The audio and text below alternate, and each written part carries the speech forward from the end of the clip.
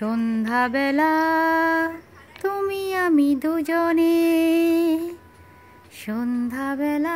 বন্ধুরা ভাবছেন আমরা এখন কোথায় যাচ্ছি? আমরা যাচ্ছি হালখাতা করতে।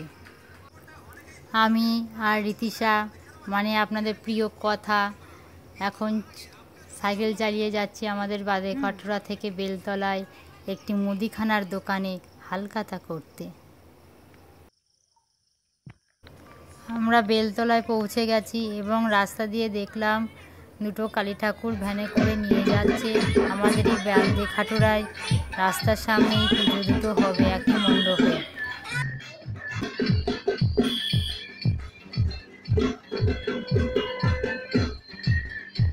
আমাদের আস্তে আস্তে প্রায় রাত 8টা বাজতে গিয়েছিল, তার জন্য হালখাতার দোকানে ভিড়টাও কমে গেছে। 2-1 হালখাতা করতে এসেছে। আমিও ব্যাগ থেকে টাকা বের করলাম।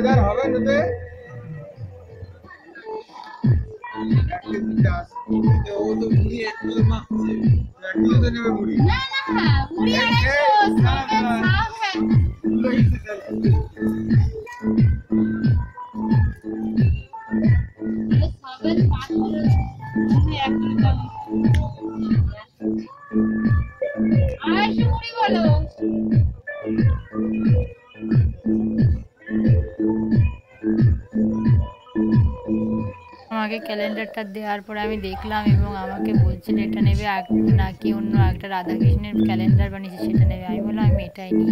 বলছে না এটা নাও। ভাবছি না এটাই নিই আমি, কারণ এতে অনেক মনীষীদের ছবি আছে। দোকানদার দাদা বলছিল যে যারা স্কুলে পড়ে তাদের জন্য মনীষীদের ছবিগুলো করেছি এবং আমার মেয়েকেও সে চেনে, আমাদের পাড়ারই একজন তিনি। তখন বারবার জোরাজুরি করে, আমি বললাম তাহলে ডবল দিয়ে দিন। বলছে ঠিক আছে, যদি এক্সট্রা থাকে তখন আমাকে বাড়ি এসে দিয়ে যাবে। আমি 250 মুড়ি আর 1 প্যাকেট সাপের সাপ নিলাম আর শেষে কথাকে একটা 10 টাকা দিয়ে ক্যাডবেরি কিনে সন্তুষ্ট করলাম।